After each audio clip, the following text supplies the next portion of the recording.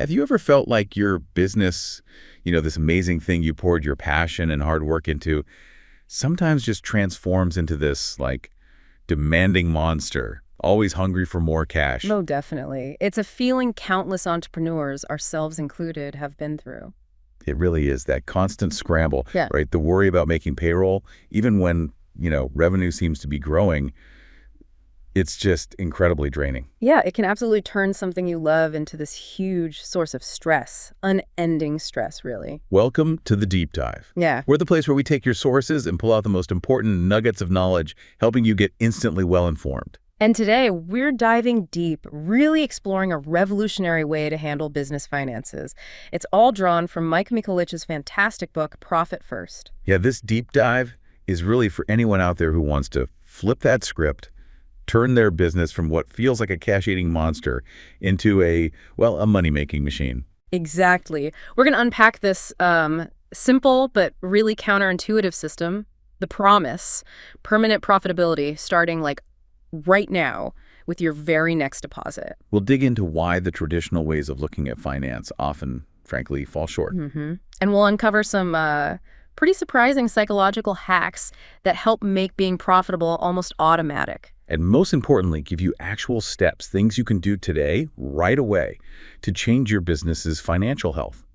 And ultimately, change your own life, too. Let's get into it. We often call our businesses our babies. But yeah, there's definitely that darker side, isn't there? This thing you created can become, kind of monstrous. How does Michalowicz put it? This financial Frankenstein. He paints a really vivid picture, yeah. Think about Dr. Frankenstein. He created something amazing, right? A miracle. And that's what entrepreneurs do. We build something from nothing, an idea. It's genuinely miraculous. But then, yeah, just like in the story, that creation can turn on you. It starts causing destruction, bank accounts, piling up credit card debt, loans everywhere, this endless list of bills you have to pay. Right. And crucially, it starts eating you up, demanding all your time, all your energy, just draining you instead of freeing you. And the typical response you hear when a business is gasping for air, grow, grow, grow. Always. Bigger sales, more customers, find investors. Yeah, the belief is just that growth itself will magically fix everything. But Mike makes such a great point that's only like half the picture. It really is. His analogy is perfect. A bodybuilder with these huge arms and chest, but like toothpick legs, growth without a healthy financial foundation. It just leads to bigger problems, way bigger. A $300,000 company bleeding cash is much easier to handle than a $3 million one doing the same thing. Right? Oh, absolutely. And this flawed thinking often comes from traditional accounting. Yeah. Specifically, GAAP, generally accepted accounting principles. Right. The standard formula. Right. Sales minus expenses equals profit. Exactly. And that structure, just by its nature, pushes you towards top-line thinking. You focus almost entirely on revenue, on sales. Which means profit becomes, what? An afterthought. An afterthought, yeah. Or like leftovers, something you hope is there at the end, if anything's left at all. And when profit is just a leftover, you get stuck in that cycle. Mike talks about the check-to-check and panic-to-panic cycle. Ugh. Yes. You see a big deposit hit the bank, you feel relief for maybe, 10 minutes? Yeah, if that. Then you pay a stack of bills and boom, back to zero. Or maybe even worse, you're in the red again. That's that recency effect he mentions, isn't it? We give too much weight to what just happened. That big deposit felt good, but the empty account right after triggers panic. Exactly. Panic makes you chase any sale, any revenue, without really thinking it through. And that leads straight into the survival trap. Okay, explain that, the survival trap. It's where you start taking basically any sale just to get some temporary relief, some cash in the door, even if it pulls you way off track from your original vision or your ideal customer. Like the example he gives of Ernie the lawn guy. Yeah, Ernie. Started doing gutters, then roofing, stuff that seemed like easy money. But what looked easy actually brought massive new costs, complexities, and he lost his efficiency. So he spread himself too thin, basically. Yeah. Became less effective and more costly. Precisely. And then there's that really dramatic story about Alex, the bistro owner. Oh, yeah, that one's intense. Deep in that survival trap, she started using sales tax money collected for the government just to pay her regular bills, illegally. Wow, that's desperate. Totally desperate. And it led, inevitably, to the state tax authorities showing up, emptying her register, threatening jail time. It just shows how crisis breeds desperation. which often creates even worse crises down the line. It really highlights how when you're just trying to survive day to day, you make these short-term fixes that can have devastating long-term consequences. Exactly. You're just looking for relief, but the actions you take often dig the hole deeper. And the trap is tricky because sometimes, just by pure luck, you might stumble in a direction that feels okay for a bit, fooling you into thinking you're on the right path. But it's chance, not strategy. Right. Not focused action. And for Mike Michalowicz himself, the author, this wasn't just theory. He had his own huge wake-up call, didn't he? Oh, incredibly personal and humbling, as he tells it. After selling 2 companies for millions, he thought he had the Midas touch, you know? Yeah, he admits he went on a bit of a spending spree. A bit. A Dodge Viper, a Land Rover, a BMW, and then poured money into like a dozen startups that were clearly failing, just throwing good money after bad. Until he hit rock bottom. Valentine's Day, 2008. Yeah. Owed $28,000 in taxes, only had $10,000 left. He talks about the intense shame he felt telling his family.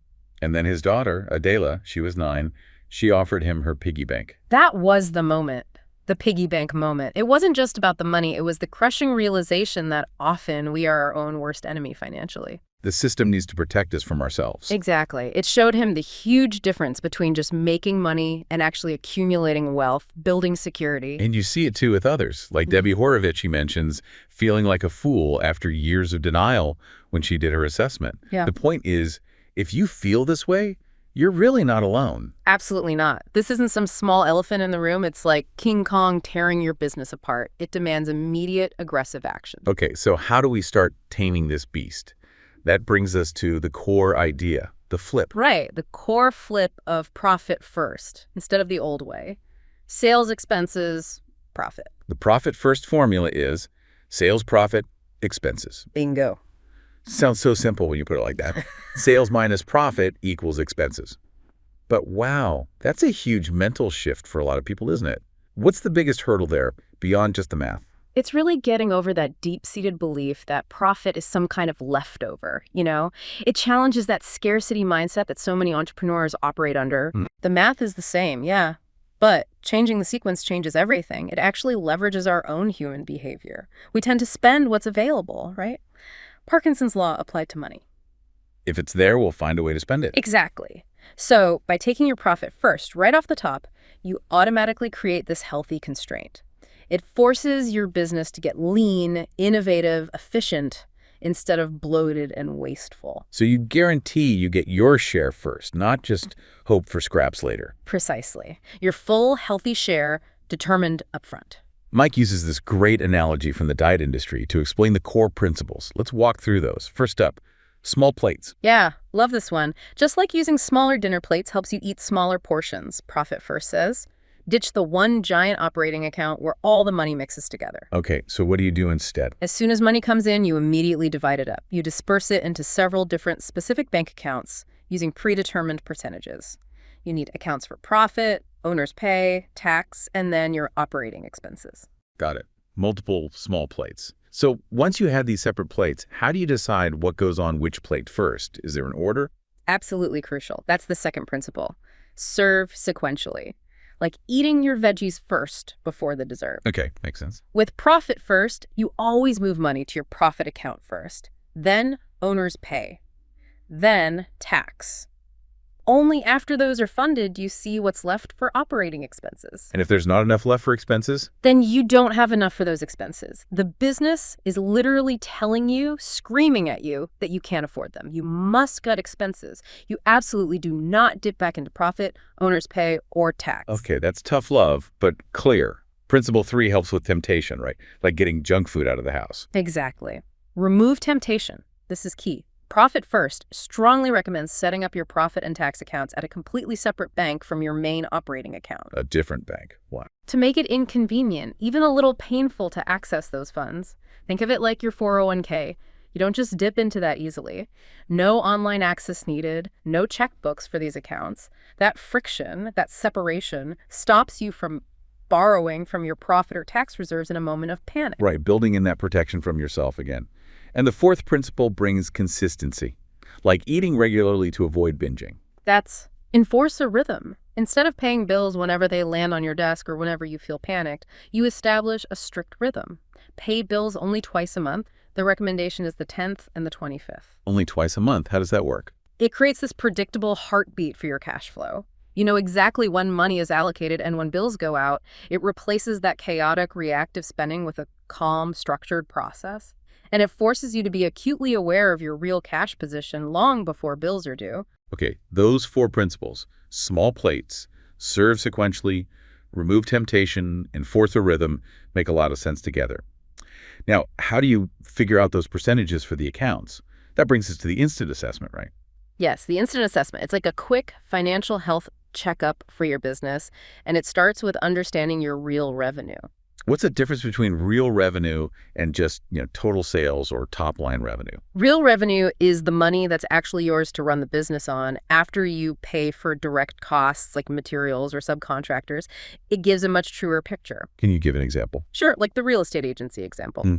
They might bring in $5 million in revenue, but if they pay out $4 million in commissions to agents, their real revenue is $1 million. That's the money they actually have to cover salaries, rent, marketing, and, importantly, profit. Okay, so real revenue is the starting point. Then the assessment uses these target allocation percentages, or TAPs. Right. Based on your real revenue range, the book provides target percentages for profit, owner's pay, tax, and operating expenses. Comparing your current reality to these TAPs instantly shows you where your business is bleeding, where the money's going wrong. Like that law firm example you mentioned earlier. Exactly. The assessment quickly showed their owner pay and operating expenses were way too high, leaving almost nothing for profit. The percentages revealed the imbalance immediately. And that focus on percentages rather than just big dollar amounts is really key, isn't it? Like judging someone's weight without knowing their height. Precisely. A $5 million business sounds impressive, but if its profit percentage is tiny, it might be less healthy than a $500,000 business with strong profit margins. Percentages tell the real story of financial health, regardless of size. Okay, and the book says you can kind of choose your own adventure with these TAPs. You can dig deeper into industry specifics. Yeah, you have that option. You could research public companies in your field, look at your past tax returns, try to find really precise TPs for your specific situation. But the main message is, don't let perfection be the enemy of progress. It's far better to just start. Use the TAPs provided in the book, maybe make a slight initial adjustment if something feels way off, but just get the system running. You can refine it later. And speaking of those allocations, the book really hammers home the importance of owner's pay. Why is that such a focus? Because you, the owner, you're the most important employee. The whole point of the business ultimately is for it to serve you. This system helps ensure you get paid fairly and consistently for the value and risk you bring. It ties into that idea of moving from working in the business to working on it. Getting paid properly is part of valuing your strategic role. Absolutely. And for taxes, the TAP principle is simple. Always set money aside. Rates change, situations change, but always allocate for taxes. It's much, much better to have over-reserved a bit than to get hit with a surprise tax bill you can't pay. Okay, so we understand the principles, the assessment, the TAPs. How do we actually do this? Day one, what are the first concrete steps? All right, day one, first step. Tell your accountant what you're doing. And what if they push back? Say it's weird or unnecessary. Be ready for that. Honestly, if they strongly discourage it, it might mean they're more focused on traditional tax accounting than on cash flow management and behavioral finance.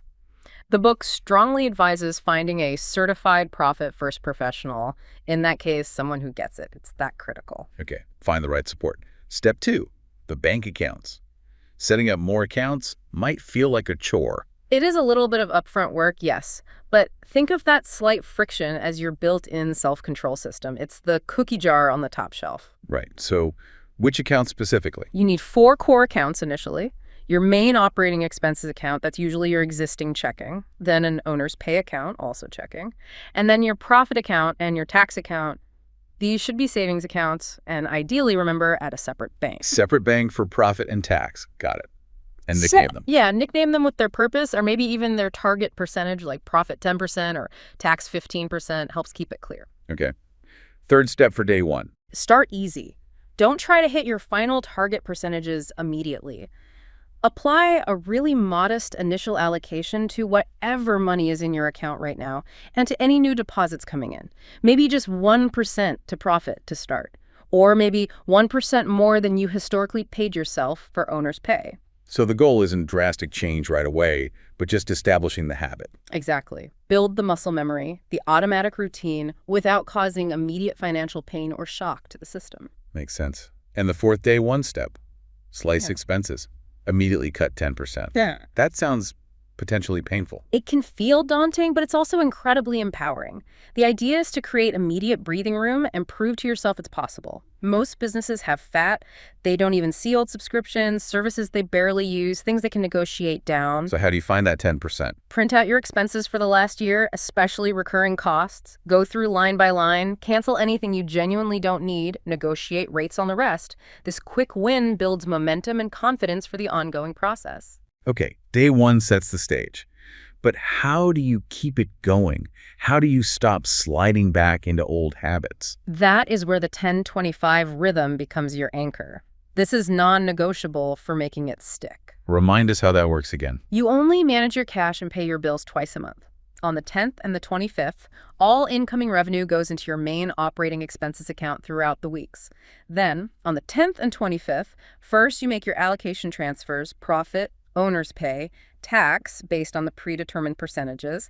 Then, with what's left in operating expenses, you pay your bills. And this rhythm was something Mike learned from his bookkeeper. Yeah, Deborah Courtwright. He calls her a super ninja. Yeah. She taught him this rhythm, and he says it totally transformed his own habits and even his relationships with vendors because payments became predictable. And it forces that awareness, right? If the money isn't there in operating expenses after allocations, you simply can't pay the bill. Exactly. The system itself tells you what's affordable and what's not. No guesswork, no panic spending. Okay, so that's the ongoing rhythm. Then we get to quarter one, and a big moment happens. Yes. Your first quarterly profit distribution. This is huge. It's where the system really pays off personally. So what do you do? You look at your profit account balance, you take 50% of that money out, and it's for you. For your personal benefit, a vacation, pay down debt, invest, whatever you want, it's your reward. The other 50% stays in the account as a cash reserve, a buffer. That must feel amazing, finally seeing the business serve you directly. It's incredibly motivating. He shares that story about Jorge and Jose from Specialized ECU Repair. They used profit first, right from the start. It allowed them to build their dream lifestyle, travel, hobbies, all while the business grew successfully because it was healthy. The business enabled their life, not the other way around. Exactly. And on that same distribution day, you also pay your quarterly estimated taxes out of your tax account. Keep it all synced up. And the quarter is also when you adjust your percentages, your TAPs. Right. You make small, incremental adjustments. Nudge your current allocation percentages a little closer to your target TAPs, but only by a little bit, maybe 1 or 2 percentage points on 1 or 2 accounts, perhaps 3 points total across all accounts per quarter. Small steps, sustainable steps. Yeah, the key is never take a step back. Just slow, steady progress towards those ideal targets. It makes the change manageable and lasting. Okay, that covers the first quarter. What about year one and forever?